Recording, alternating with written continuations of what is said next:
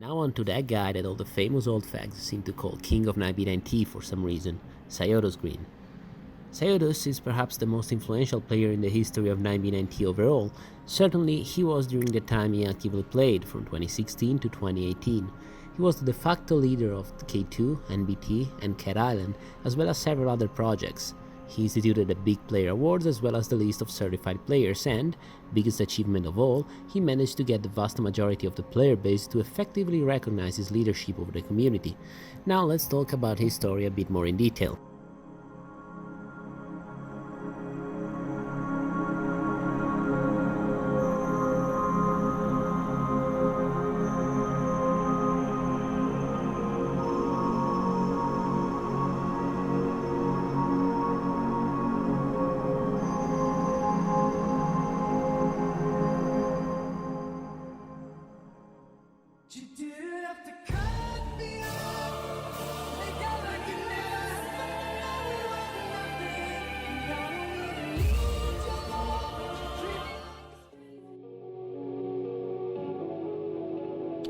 Syotos joined on the 26th of June 2016 after watching MyCuroMine's videos.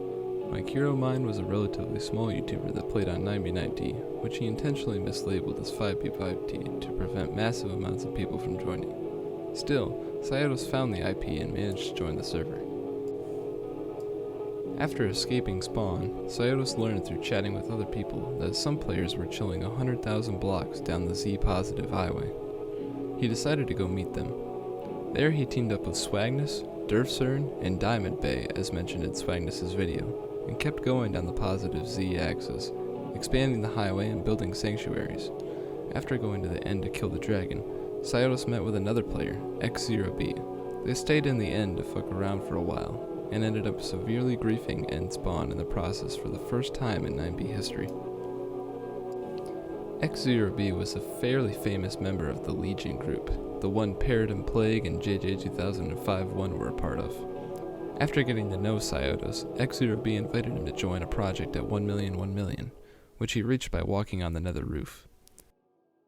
At 1,000,000, Syotos learned how to dupe. However, he arrived late in the base's life, and it would be soon griefed because of Huthifa plays. Before any of that happened though, Syotos went back to teach Swagness the minecart dupe and to create Dupe Nation together with Zero Impact Zero and Flashback. Many Dupe Nation items were renamed and rebranded with time, and it's safe to claim that a good chunk of the god items in circulation on 9B90 originated there. Also during this time, Syotos knocked YouTuber NedaT and her simps off the server, as well as helping I Sucks at PvP and Christian AVPs by finding and killing NedaT repeatedly. It is perhaps around this point that some people started calling Syotos the king of 9B90. After 1,000,000 was griefed, Syotos got on the nether roof with the others and traveled to the world corner. There he and the other members enjoyed access to illegal items. He built several things, and most notably the server's first known guardian farm. As the base slowly died, Syotos became much closer to Paradigm, as they were the two main active members of the base, the third being LTNK. Bored of the base, Syotos messaged his old friend Swagness about making a new base, who promptly accepted. Together they created K2. As the base grew in fame and size, they invited more players such as Atomic Squid 110, Paradigm Plague, Fibular, Voiceardian, and even Miniman 392, who declined the invitation. I won't go into detail about the base drama. You can hear more about that in Syotos' video on the subject, Too New, Wasn't There, K2. It should also be known that it was at K2 that Syotos and Swagness came up with the "You can't base with us" catchphrase that Jeff Gang and Soup Gang later copied. Anyway, around this time in September, Syotos' relationship with Minecart 11 began to turn sour. After exchanging a few insults on the subreddit, it became an open war, one that Minecart had no chance of winning, but one which he jumped in anyway. Over the span of 4 months, Minecart lost 6 bases, 4 of which were destroyed by Syotos and his friends. He was present at the griefs of NVHQ6, NVHQ7, P13M, and Midgard.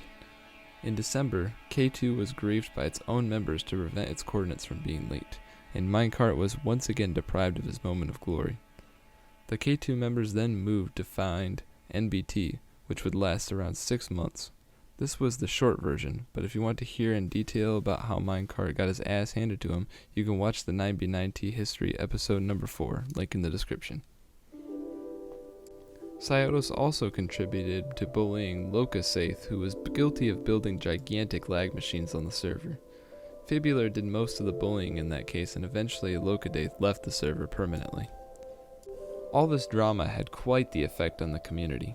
It had now become undisputable that Syotos was in fact the king of 9b9t. People that messed with Syotos and his crew pretty much became the pariahs within the community, and everyone who mattered looked up to them and made sure to stay in their good graces. It's no understatement to claim that, at this point in time, Syotos and his crew pretty much ran the community. This was proven time and time again throughout 2017. Other major figures within the community, such as Frats, T0, and later Flashback, ended up fighting with Syotos, but his standing within the server was hardly affected. Syotos, Swagnus, and the others had effectively become too big to fail, partly thanks to the work of people such as Conan MC and Frats T0, who exaggerated their standing for the memes and de facto operated as the group's propaganda wing. In early 2017, Syotos participated together with Fibular in plenty of griefs, such as the legendary Vikings grief that spawned the "You don't know where my base is" meme and many others. NBT would be griefed on the 18th of June of 2017, the day before the first anniversary, but by then the core members had already left for their new base, which would become their masterpiece, Ket Island. Syotos and the others all participated in the 1-year anniversary event, and stayed there long enough to blow it all up as well. Other than that, they kept working hard on Ket Island. They announced the base officially with Fibular's video tour in 2017, but rumors and screenshots of the base had long been going around. After the video was released, the base immediately blew up in popularity. If possible, the Ket Islanders were more famous than they had ever been.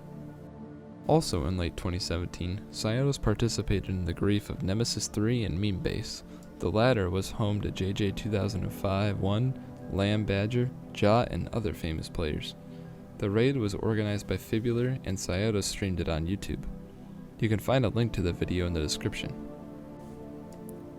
Syotos grew more and more inactive on the server itself, but still hung around in the community. In 2018, he created the Big Player Awards, a meme competition about great events of the past year. And he updated his list of certified players, which was as close as you could get to a recognized list of big players. Finally, Syotos and his basemates came up with a contest of memes, building, and more. The prize, an invitation to Ket Island.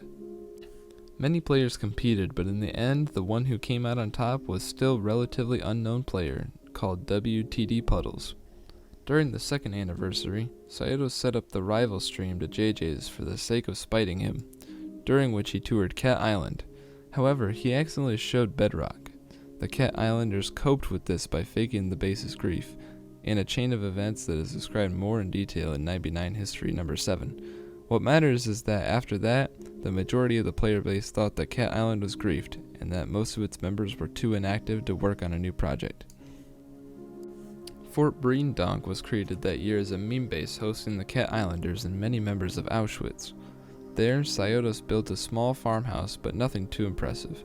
At this point, he was rather inactive. In 2019 and 2020, he was invited to a few more bases, such as Creed 2 and Long Kesh, but never really became active enough to actively build. He hasn't done anything notable since, but he made a comeback in 2021 very recently, though whatever project he is working on at the moment is currently unknown. Well, this one came out really long, but if anyone deserves it, it's Syotos. That's going to be it for today, and we're not going to post anything for a few days.